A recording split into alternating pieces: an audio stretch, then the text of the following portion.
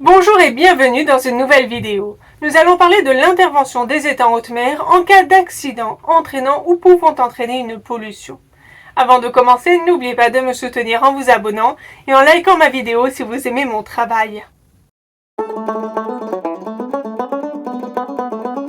Le 18 mars 1967, le Torrey Canyon, alors dans les eaux internationales, a fait naufrage, provoquant l'une des plus grandes catastrophes environnementales qu'aient connues la France et le Royaume-Uni. La catastrophe a révélé un vide juridique. Seul l'État du pavillon, le Libéria en l'espèce, pouvait agir en haute mer et non les États contre un navire étranger menaçant leurs côtes. Or, le Royaume-Uni est intervenu afin de tenter de brûler et de disperser les nappes de pétrole, ce qui était donc illégal.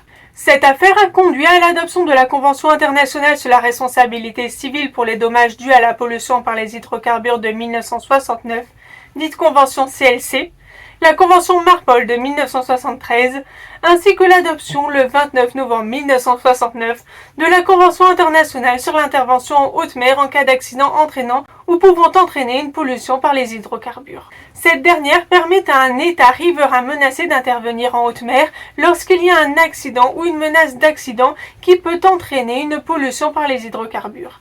Elle définit les modalités et les conditions d'intervention en haute mer en stipulant notamment dans son article 1er que les parties à la présente convention peuvent prendre en haute mer les mesures nécessaires pour prévenir, atténuer ou éliminer les dangers graves et imminents que présente pour leurs causes ou intérêts connexes une pollution ou une menace de pollution des eaux de la mer par les hydrocarbures à la suite d'un accident de mer ou des actions afférentes d'un tel accident, susceptibles selon toute vraisemblance d'avoir des conséquences dommageables très importantes.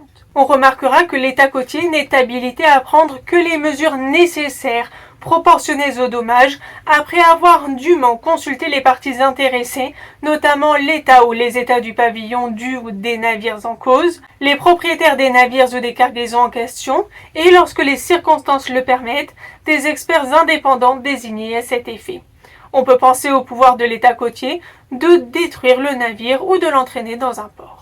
En cas d'abus, l'État côtier engage sa responsabilité et une procédure d'arbitrage est prévue pour les différends. Les mesures engagées par le Royaume-Uni dans le cas du Torrey Canyon représentent un bon exemple d'abus. En effet, après l'échec des tentatives de renflouage, la Royal Air Force et la Royal Navy bombardent l'épave pour tenter de brûler le pétrole, larguant 30 tonnes de bombes, 11 roquettes et du napalm.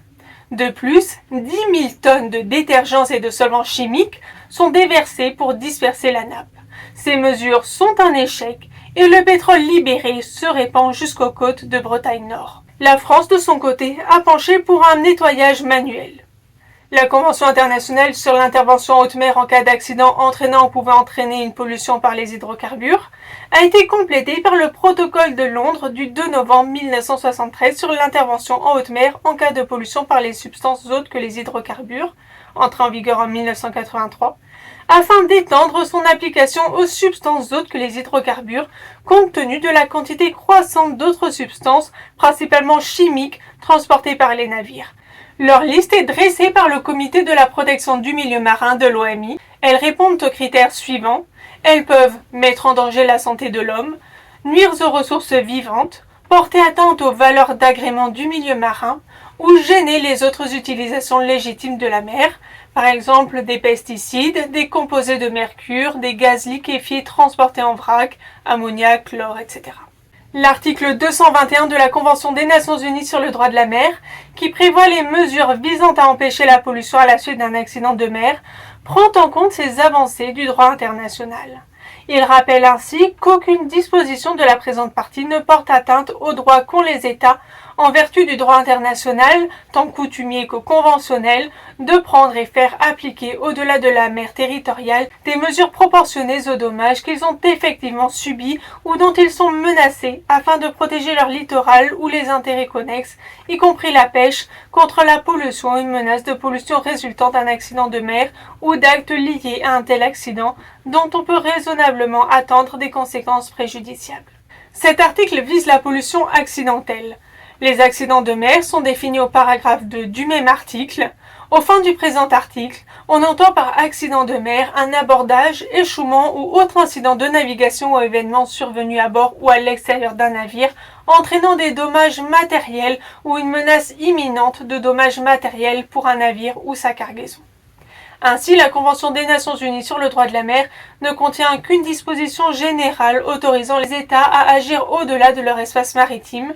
Les États doivent se référer à d'autres traités internationaux afin de lutter contre la pollution par les hydrocarbures issus des navires. J'espère que cette vidéo vous aura été instructive et que vous apprécierez également les prochains épisodes. À bientôt dans une nouvelle vidéo.